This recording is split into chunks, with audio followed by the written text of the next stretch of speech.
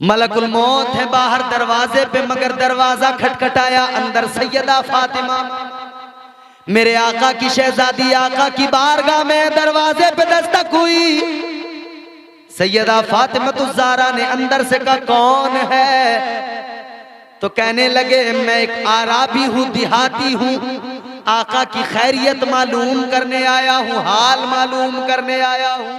मौत का फरिश्ता आया, मौत के फरिश्ते ने जब कब्र का रास्ता साफ किया, क्लियर किया, कब्र तक पहुंचाया, तो याद रखना बड़े बड़े अमीर भी 2 गज जमीन के अंदर, बड़े बड़े मालदार भी उसी 2 गज जमीन के अंदर। मेरे अजीजों कब्र क्या है? आओ आका की बारगाह में चलो, मुस्तफा जाने रहमत की बारगाह में पता लगेगा कब्र क्या है। अल्लाह अकबर, गौर करना, मेरे आका ने फरमाया कब्र उस जगह का नाम है, कब्र में कोई नेक जाए, परहेजगार जाए, और कब्र में कोई जब परहेजगार मुत्तकी जाए, कब्र उसे भी नहीं छोड़ती है, और कब्र में कोई गुनाहगार जाए, कब्र उसे भी नहीं छोड़ती है। कब्र गुनाहगार को भी दबाती है, कब्र परहेजगार को भी दबाती है, दोनों को दबाती है। नेक हो, मौलाना हो, अल्लामा हो, हाजी हो, नमाजी हो, कोई भी हो, या कोई चोर चक्का डाकू बदमाश कोई भी हो, कब्र में जाना। अठान पठान वाला हो उसे भी जाना, कोई भी हो कब्र में जाना। कब्र छोड़ेंगी नहीं, दबाएगी सबको, मगर क्या अंदाज होगा। ताजदारे मदीना वालिए कौनैन सल्लल्लाहु ताला अलैहि वसल्लम ने फरमाया कब्र के अंदर कोई गुनाहगार जाए तब भी कब्र दबाती है, नेक जाए तब भी दबाती है। या रसूल अल्लाह कैसे दबाती है? आका ने फरमाया नेक जाए तब भी दबाती है, गुनाहगार जाए, बोलो, दबाती है। तुम्हें, मुझे, हमें, किसी को नहीं छोड़ेगी, सबको दबाएगी, मगर अंदाज क्या? तुम्हारे मेरे नबी ने फरमाया जब गुनहगार को दबाती है तो अंदाज ये होता है कब्र तंग होती है, इतनी तंग होती है कि इधर की पसलियां इधर की पसलियों के अंदर यूं घुस जाती है, हड्डियां टूटने लगती हैं, पसलियां चटकने लगती हैं, इनके टूटने की आवाजें निकलती हैं, और वो आवाजें इंसान के अलावा सारी मखलूकात उनको सुनती है। इंसान नहीं सुनता, इंसान के अलावा बाकी मखलूकात उस आवाज को सुनती है। कब्र दबाती है तो इधर की पसलियां इधर, इधर की पसलियां इधर, इतने सख्त तरीके से दबाती है।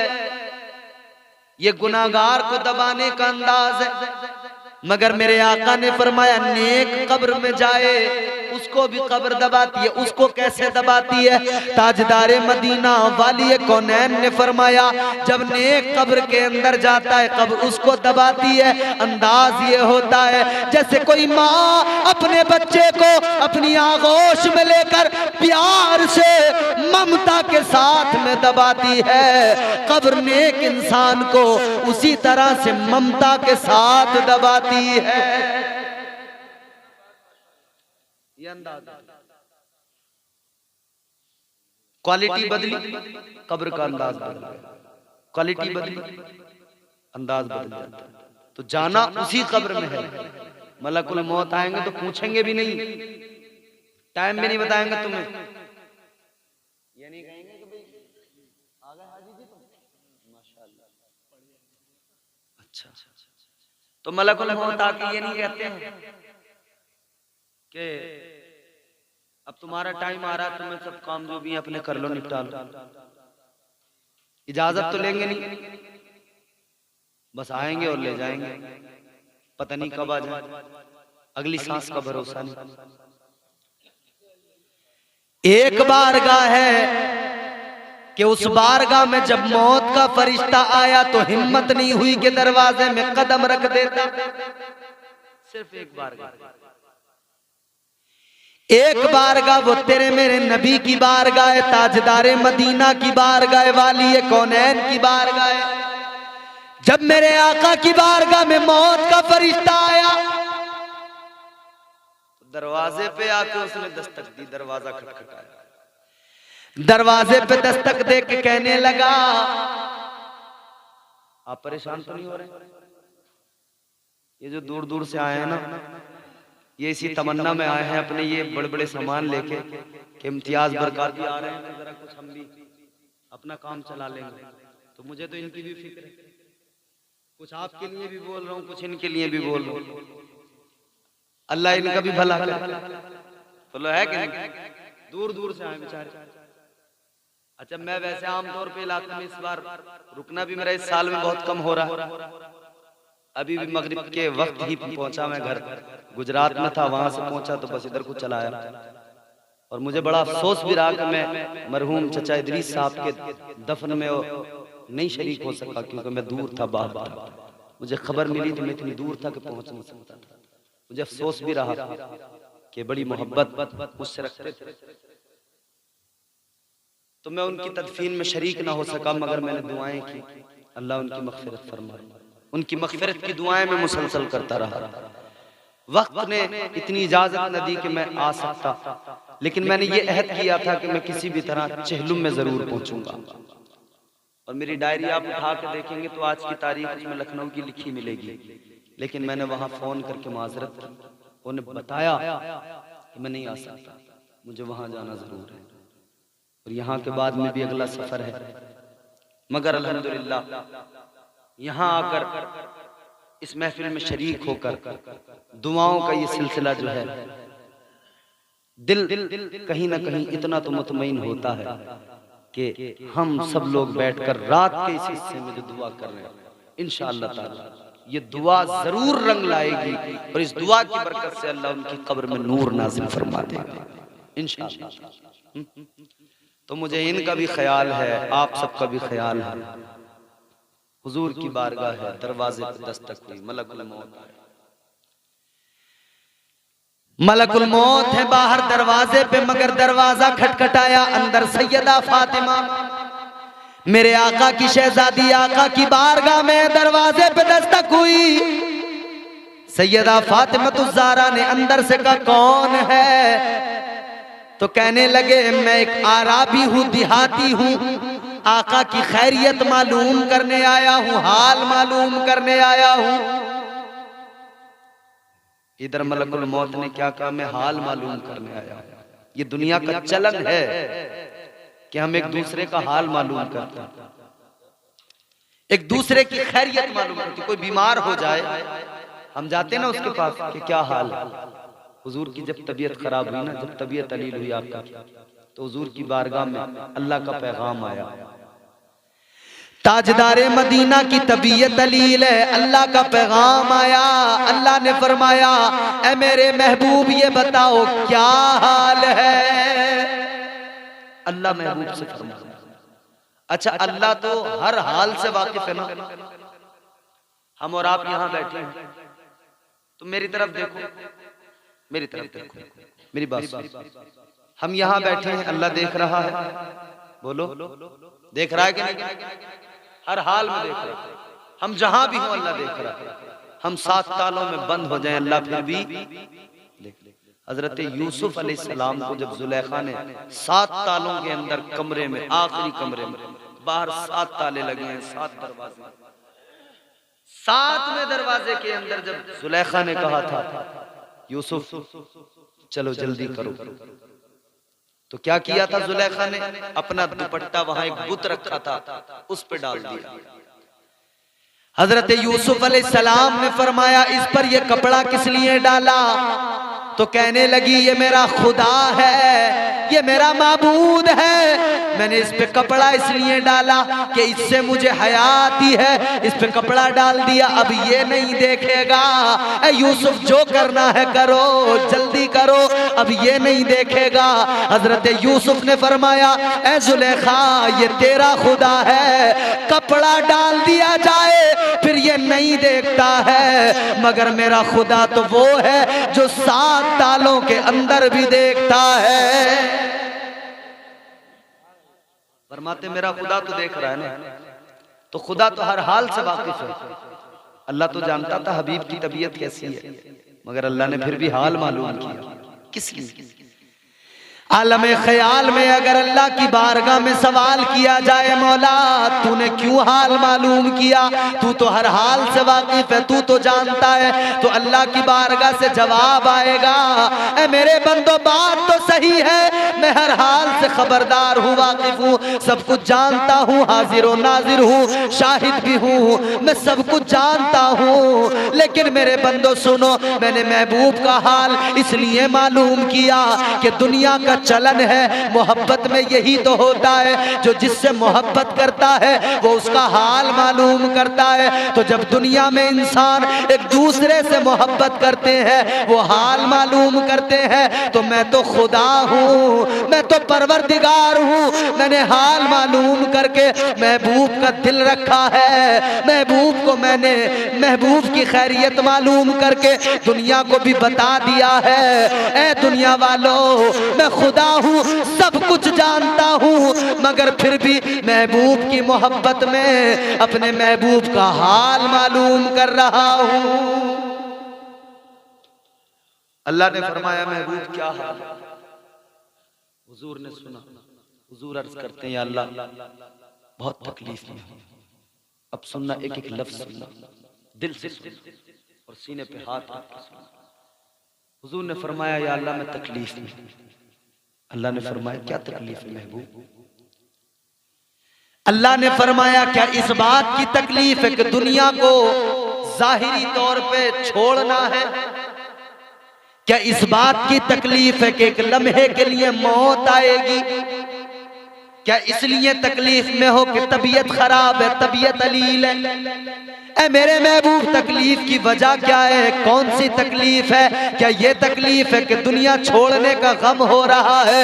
मेरे आका ने अर्ज किया या अल्लाह मुझे दुनिया की कोई तकलीफ नहीं है, या अल्लाह मुझे मौत जिंदगी की कोई तकलीफ नहीं है, या अल्लाह मुझे अपनी तबीयत और सेहत और बीमारी की कोई तकलीफ नहीं है। तो अल्लाह ने फरमाया महबूब ये बताओ तकलीफ क्या है? तो अल्लाह के नबी ने, तुम्हारे मेरे आका ने, इमामुल अंबिया ने अर्ज किया या अल्लाह मैं तकलीफ को ये सोच के तकलीफ में हूँ कि मेरे जाने के बाद में, मेरे जाहिरी तौर पे विसाल के बाद में, या अल्लाह मेरी उम्मत का क्या होगा, या अल्लाह मेरी उम्मत का क्या बनेगा।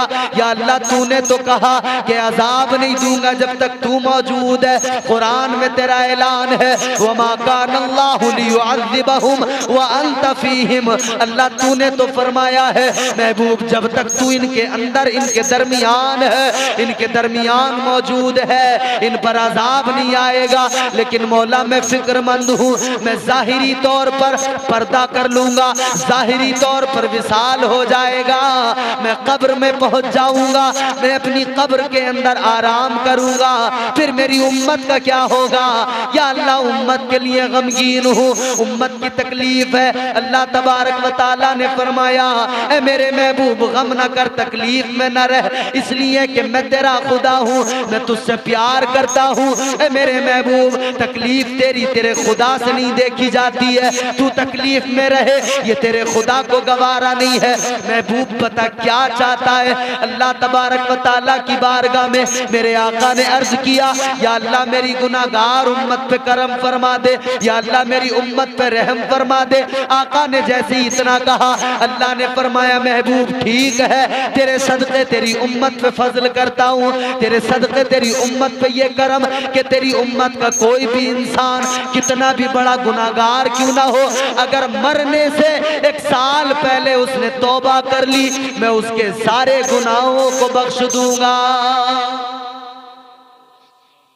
मरने से 1 साल पहले हुजूर ने अल्लाह की बारगाह में उसके मौला किसको मालूम होता है कि 1 साल बाद मौत आएगी? मौत का वक्त मालूम तो या अल्लाह 1 साल पहले किसे पता लगेगा कि अब 1 साल में मर जाऊंगा और वो तौबा करेगा? उसे तो मौत का वक्त मालूम नहीं मेरे उम्मती को, वो कब मौत आएगी, वो तौबा कर पाया नहीं कर पाया। अल्लाह ने फरमाया महबूब सुन लो, अगर 1 साल पहले उसे तौबा करने के लिए मोहलत न मिल सकी तो मैं और आसान कर रहा हूँ। अल्लाह ने फरमाया 1 साल पहले नहीं तो चलो 1 महीना पहले अगर मरने से तौबा कर ली मैं उसके सारे गुनाहों को मुआफ कर दूंगा। आका ने अर्ज किया मौला मौत का वक्त मालूम नहीं है, या अल्लाह क्या मालूम तौबा की या न की, या अल्लाह मौत का वक्त किसी को पता नहीं। अल्लाह की बारगाह में मेरे आका ने अर्ज किया या अल्लाह और जरा आसान कर दे। अल्लाह ने फरमाया ठीक है और आसान कर देता हूँ। अल्लाह ने फरमाया अगर तेरा उम्मती मरने से 1 दिन पहले तौबा कर लेगा मैं सारे गुनाहों को मुआफ कर दूंगा। अर्ज करने लगे या अल्लाह किसको मालूम कि आज मौत का दिन आ गया, किसे पता कि अब मौत इस दिन आ गई है, आने वाली है, या अल्लाह पता किसी को नहीं है तो ऐ परवरदिगार और आसान कर दे। अल्लाह ने फरमाया ठीक है और आसान कर देता हूँ। अल्लाह तबारक व तआला ने आसान किया। अल्लाह ने फरमाया अगर कोई तेरा उम्मती मरने से 1 लम्हा पहले तौबा कर ले, 1 मिनट पहले तौबा कर ले, 1 घड़ी पहले तौबा कर ले, अल्लाह फरमाता है मैं फिर भी उसके सारे गुनाहों को मुआफ कर दूंगा। आका ने अर्ज किया मौला किसे पता कि अगले मिनट में मौत आ जाएगी, किसे खबर कि अगला लम्हा मौत का होगा।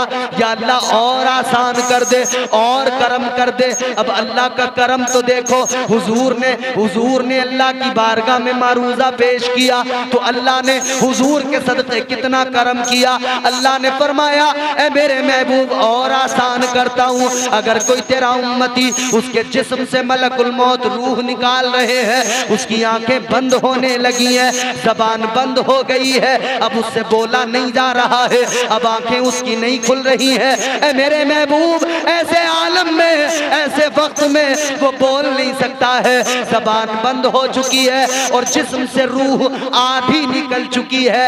आधी रूह निकलने के बावजूद अगर उस वक्त में कोई अगर सिर्फ दिल में शर्मिंदा हो जाएगा, अगर वो जबान से तौबा भी नहीं कर पाए, सिर्फ दिल में शर्मिंदा हो जाए, अल्लाह फरमाता है मेरी रहमत बड़ी है तेरे सदक़े में मैं फिर भी उसके सारे गुनाहों को मुआफ कर दूंगा। कितना करम, जिस्म से आधी रूह निकल गई, आधी बाकी। अल्लाह फरमाता है अगर उस वक्त में तौबा भी न कर सका, जबान बंद है, सिर्फ दिल से शर्मिंदा हो गया, तब भी मैं उसको गुनाह माफ करता हूं। आका ने अर्ज किया या अल्लाह तेरा करम है, अगर मौला मेरे कुछ उम्मती तो ऐसे भी होंगे जो तौबा ही नहीं कर पाएंगे, दिल से शर्मिंदा भी नहीं हो पाएंगे और मर जाएंगे, या अल्लाह उनका क्या बनेगा, उन गुनाहगारों का क्या होगा। आका ने अल्लाह की बारगाह में अर्ज किया मौला वो गुनाहगार उम्मती जो तौबा न कर सके, या अल्लाह उनका क्या बनेगा, या अल्लाह उन गुनाहगारों पे भी करम कर दे। अल्लाह ने फरमाया महबूब चल बात तेरी मोहब्बत की है, उन पर भी करम करूंगा। अल्लाह के प्यारे महबूब अल्लाह की बारगाह में इधर मारूजा पेश कर रहे हैं, उधर अल्लाह ने करम फरमाया। अल्लाह फरमाता है मेरे महबूब फिर उनके लिए ये होगा, वो गुनाहगार जब मैदान महशर में आएंगे, जब हश्र के दिन मैदान महशर में वो गुनाहगार होंगे, ए मेरे महबूब मैं वहां पर तुझे ये पावर दूंगा, मैं वहां पर तुझे ये शान अता करूंगा।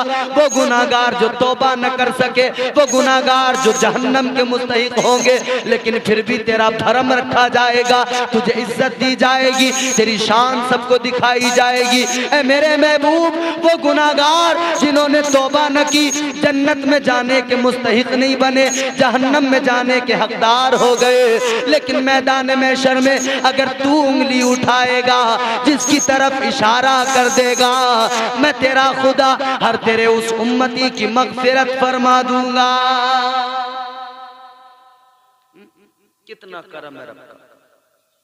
दरवाजे पर दस्तक हुई, अंदर से आवाज आई कौन? कहा मैं एक देहाती हूँ, हुजूर की खैरियत मालूम करने आया। सैयदा ने कहा हुजूर की तबीयत अलील है, आज नहीं कल आना। वो अरबी चला गया, दूसरा दिन आया, दरवाजे पर दस्तक। सैयदा ने कहा कौन? कहने लगा वो अरबी जो कल आया था, हुजूर का हाल मालूम करना है।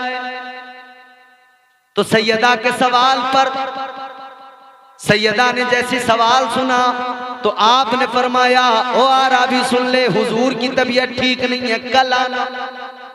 ये फिर चला गया, तीसरा दिन आया, फिर दरवाजा खटखटाया, का कौन है? कहने लगा वही हूं जो कल भी आया था, परसों भी आया था। कहने लगी आज भी नहीं मिलना होगा। किस लिए? का हुजूर की तबीयत अलील है, कल आना। इतना मेरे आका ने सुना, फरमाया फातिमा कौन है? कहने लगी या रसूल अल्लाह, कोई आराबी है, देहाती है, 3 दिन से आ रहा है, मैं रोज मना कर देती हूँ। आका ने फरमाया, ए फातिमा, आने वाला कोई आराबी नहीं है, कोई देहाती नहीं है, आने वाला तो वो है जो बस्तियां उजाड़ देता है, आने वाला तो वो है जो माओं से उनके लाल छीन लेता है, आने वाला तो वो है जो बच्चों को यतीम कर देता है, आने वाला तो वो है जो औरतों को बेवा कर दिया करता है। ए मेरी लख्ते जिगर फातिमा, आने वाला कोई देहाती नहीं है, बल्कि मौत का फरिश्ता इज़राइल है। हुजूर ने फरमाया, जिब्राइल आ गए आका की बारगाह में, आगे जिब्राइल खड़े, पीछे मौत का फरिश्ता। हुजूर की बारगाह में बुलबुल सिदरा कहते हैं, या रसूल अल्लाह, इजाजत मांग रहा है, मेरे पीछे खड़ा है, अगर आप कहें, अगर आप इजाजत दें मलकुल मौत, अगर आप कहें तो आ जाए। हुजूर ने फरमाया ठीक है, बुला बुला। गुलाम नबी साहब, एक जुमला आप तक पहुंचाना है जो तकरीर का पूरा लुब्बे लुबाब है। सरकार ने फरमाया बुला लो इसे, अपना काम कर लेगा, करने दो। मलकुल मौत आगे आए, बगैर इजाजत तो आका की बारगाह में आने की हिम्मत न हुई, और जब आए तो इजाजत मिली तो आगे आए। आका ने फरमाया ठीक है, रूह कब्ज कर लो। मलकुल मौत ने आका की रूह को जब जिस्म अक़दस से निकालना शुरू किया, हुजूर कहने लगे, ए मौत के फरिश्ते, ए इज़राइल, बड़ी तकलीफ हो रही है। ताजदारे मदीना ने फरमाया, इज़राइल बड़ी तकलीफ हो रही है। मलकुल मौत ने कहा, या रसूल अल्लाह, आपको तो तकलीफ भी नहीं दी जा रही है, जरा सी भी तकलीफ नहीं दी जा रही है। या रसूल अल्लाह, आपको कोई तकलीफ ही नहीं दी जा रही है। हुजूर ने फरमाया क्या मतलब? और लोगों की रूह निकालते हो तो क्या उनको तकलीफ होती है? कहने लगे हाँ या रसूल अल्लाह, आपको कोई तकलीफ नहीं दी जा रही है, वरना तकलीफ तो इतनी होती है कि जैसे किसी जिंदा बकरी की खाल खींच ली जाए, जितनी तकलीफ उस बकरी को होती होगी उससे भी ज्यादा जब मैं रूह निकालता हूँ तो मरने वाले को तकलीफ होती है। इतना सुना मेरे आका की आंखों में आंसू आ गए, ताजदारे मदीना रोने लगे। अल्लाह अकबर। मेरे आका ने रोकर कहा, ऐ इज़राइल, इतनी तकलीफ होती है तो सुन ले, जितनी भी तकलीफ देनी है, ज्यादा से ज्यादा जो भी है, जितनी तकलीफ देना चाहे आज मुझे तकलीफ दे दे, मगर मेरी उम्मत को मौत के वक्त में तकलीफ न देना। कितनी फिक्र है ना हुजूर को, हम गुनहगारों की, हम निकम्मों की, कितनी फिक्र है। आका ने फरमाया, इज़राइल जितनी तकलीफ देनी मुझे दे दे, मगर मेरी उम्मत को तकलीफ न देना। हुजूर दुनिया से रुखसत, यकीन करें मक्के में मदीने में कोहराम मच गया, सहाबा की बेचैनियां, सहाबा की बेकरारी, अल्लाह पर हुजूर को देखे बगैर के लम्हा नहीं रहते थे।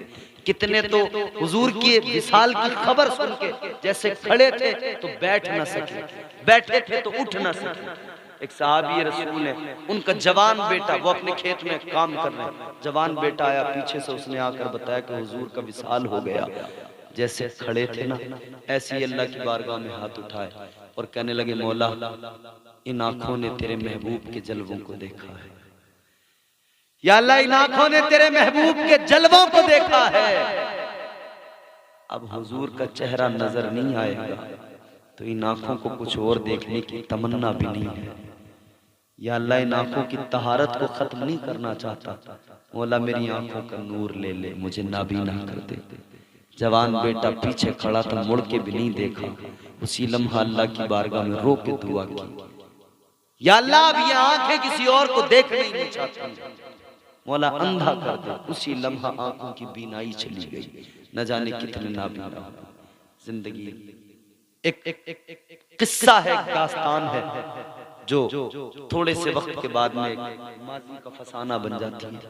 इसे ऐसे गुजारो कि ये जिंदगी संवर जाए।